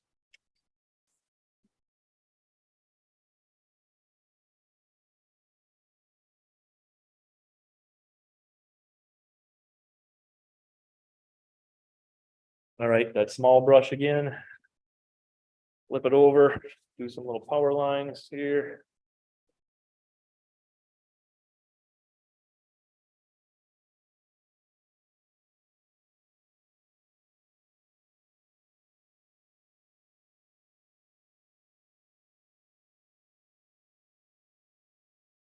It's a little unnerving sometimes. It's the last thing you put on your painting, and don't want to screw it up by putting huge power lines in. But like I said, they add a little something to the painting on those little directional shapes. So I like to pop them in.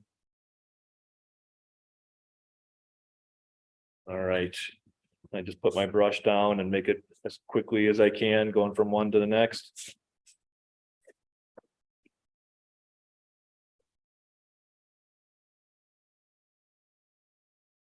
All kinds of things. That's fine. do a couple other small ones down below there.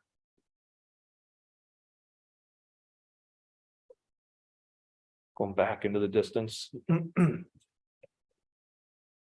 All that fun stuff. Tree trunks. Show some on the top of that building there too.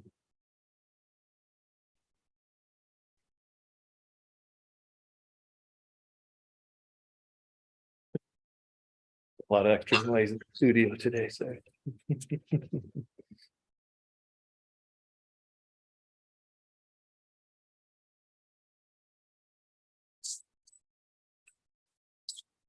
All right, I think that's about for the most part done. I get it looking about like this, and then I kind of give myself a break, walk away from the painting, come back and look at it maybe the next day with a fresh eye and determine if it needs anything else. Sometimes I just kind of end up making a few little more, reflections and shadows or something after the fact. But it is good to not just keep working on it and call it finished. It's kind of important to, like I said, give yourself a little bit of a break, step away from it, come back and look at it. And then when I judge it the next day, oftentimes I'm not judging it, comparing it to the reference photograph to see if there's anything I missed putting in. I'll just, look at the painting without the photo and see, how it's working, if it needs anything else. Because if you just keep comparing it to the photograph, you just put more stuff in and it might not need it. So if you just, again, judge it on its own merits, decide if it needs anything after the fact. Oftentimes when you put the photo away and look at it, you realize it's done. It doesn't need anything more. It's reading fine. So, all right. I guess that finishes it all up. Thanks for having me. I have one question, Andy. Can I ask? Yeah. You see, when you did the shadows on the road in the foreground, right? Even when you use the mid tones or dark tones, and when the paper was dry, still in that small painting, everything looks very soft. Even all the shadows look very soft. The paint is dry, right? Even before you did the smudging or lifting, right? With mid-tone, dark tone. So is it the right amount of paint and deftness of your strokes, which is making it look so soft? All edges look so soft. Yeah, it was, I used a big soft squirrel brush to put that in. And I didn't go that much darker with it, when I put it on. So so it didn't look too harsh. It was just a little bit darker down on the bottom. But I think it's important to just kind of, put it in fast and loose. That helps. But I did come back in, even after that, on top of that, I added some reflections and smudging it with my finger. So that helps to make everything look softer after the fact again, too. Because you see, here, I'll go back to this here. You can see, it is a little dry brushed down there, right? Yeah. Because my paper was dry when I put that shadow in. So but it wasn't that much darker, like I said. So yeah, it was just a nice quick brush stroke with a nice soft brush. Still got some dry brush there, but then on top of that, I have other reflection, and underneath it, I have some of that soft stuff from, that I put in when everything was still wet. So it all works together. Okay. Thank you, Andy. Yep, you're welcome. Even the trees in the background also is a small picture, but everything looks so soft. Wherever you touch your brush, no, even dry brush, somehow it looks very, very soft edges. Yeah, that's the magic. That's the trick of it. Yeah. Thank you. My pleasure. Really wonderful. Thanks. And it was important to tone it down and cool it down too. Remember when I started putting these trees in, I added more blue and stuff to things, and that helped to kind of give it some distance. Yeah, thank you. You're welcome. Andy, can I ask you a question, please? Yes, from Kolkata.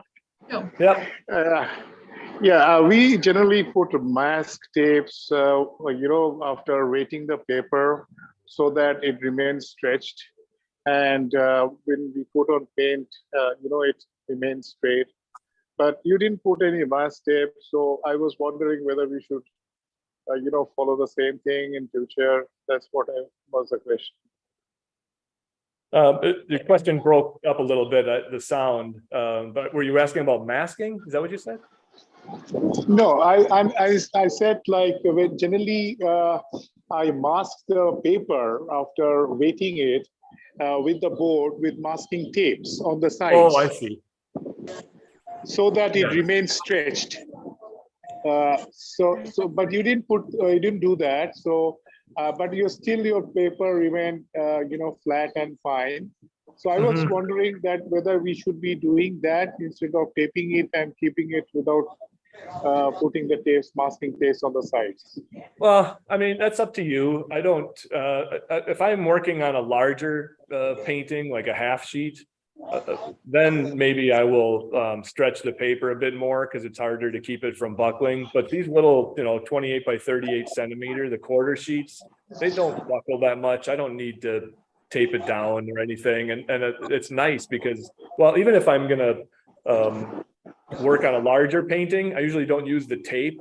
I'll wet the back and the front, just like I did on here. And I'll start putting in my light wash, and while that's drying, I'll put on a board and I'll staple the edges. And then when it's drying, then that keeps it nice and flat. So I usually staple it down to stretch it a little bit instead of tape it. Okay, thank you. You're welcome. All right, thank you so much, everyone. Thank you so much, sir. It was an amazing demonstration. If you have any more questions, you can ask right now. Otherwise, we'll wind up this session. And I would also like to thank everyone. We have received some amazing comments in the chat box, and I'm extremely grateful for those. Any questions regarding the technique or the materials? If you have any question, you can ask right now. Hi, Andy. One question from my side. Yep. Yes. So what do you do when you do plein air? It's pretty much the same technique. I don't really change things when I'm painting plein air. Sometimes I don't have time to do a value study. I kind of dive right into the painting a little more often when I'm doing plein air. But I still try and wet the back of the paper, the front of the paper, because when you're working outside, even on, most days it's going to dry faster outside. Not always. If you live in a place that's very humid, it might actually take longer to dry, but most of the time you've got, the sun and the wind and stuff that's speeding up the whole drying process. So I definitely still wet the back and the front of my paper when I'm painting outside, kind of treat it that same way. The only thing I might do differently is, if you're working on something where you're afraid, say, you found a little motorcycle or a boat or something that you really want to make sure is in your painting and it might leave, I'll probably kind of work and refine that area a little bit more to make sure I capture it and then go on to the rest of the painting. So versus obviously in a photograph, everything's there for you as long as you need it. But otherwise, yeah, I mean, overall, my process as far as, wetting the paper, working with those big light colors, coming back in and trying to do some nice connections in my middle value. All that stuff is pretty much the same. Thanks for the information and lovely painting. I have been following you for quite some time, but today's session I'll remember for the rest of my life because I got to know exactly what and how you are doing things. That's great. I'm happy to hear that. Thank you. I appreciate you following me too. That's nice. Thanks a lot. Thank you. My pleasure. Thank you. Hello, Andy. Anand Hello. here. I really love the painting, no doubt about it. I'm very intrigued about your color mixing process. When there are so many colors around it, how do you, rigorously move the brush with so many colors around and still, how do you decide? It's the right color. I mean, a lot of it is just when I'm looking at it, is it cooler or warmer? So when I was painting the road and the sky, it was a little bit more of the blues and the lavender and the Payne's gray. And then when I went to the church, it was a little bit more of the burnt sienna and neutral tint. But it's very, very rare. Even when I was painting the stop sign, I didn't just grab a red. I used cadmium red, alizarin crimson, some of the gray brown. some of the gray and brown that was on my palette already to kind of darken it and change the color a little bit. So I'm always mixing my colors together. I think it's important. And then again, it's different. I know I follow a lot of Indian watercolorists as well. You follow me, I follow you, and you live in a much more colorful place than I do. So, you know, a lot of your paintings are infused with a lot more intense, strong color. And that's just a reflection of where you live.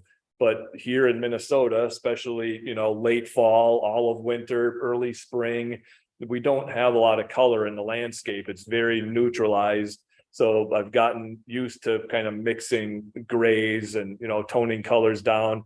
But it's, you know, you can still see it's in general, it's kind of brown or warm, you know, and it's blue or gray or whatever. But again, I'm mixing a lot of complementary colors together and using that neutral tint to kind of take the edge off some of these tones as well. So, and that's just, you know, I've worked with this palette for so long. I haven't really, you know, introduced new colors in here very often. So I know how to get what I need after, you know, 25, 30 years of painting. You start to figure a few things out. And so, yeah, I know what I want basically, and I know how I can achieve those results. And truth be told, you know, color, it's not that important. Nobody has any idea what the actual color of some of these things were. Okay. We get a little bit too caught up trying to make it perfect. And, you know, when, like I said, truth be told, no one has any idea. I could have made that church red, you know, or a brick color. So, you know, we get a little too caught up in matching the perfect color. I'm more interested in making sure the value and the tone is right, the way I want it versus trying to get the exact colors is all. Thank you so much. Yeah, my pleasure. Thank you, sir. Any more questions? Otherwise, we'll wind up. Thanks for having me. I appreciate it.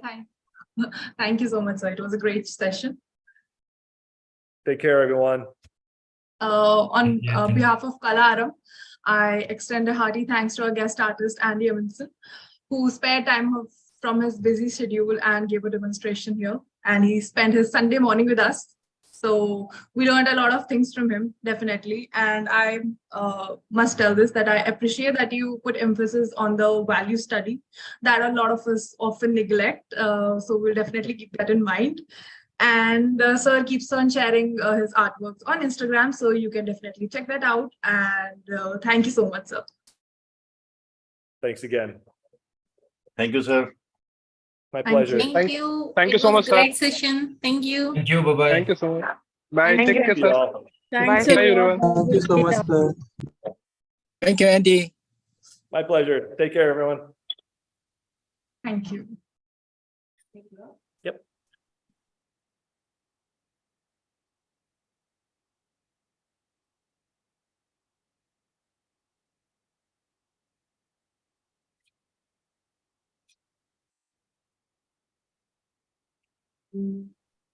Yep.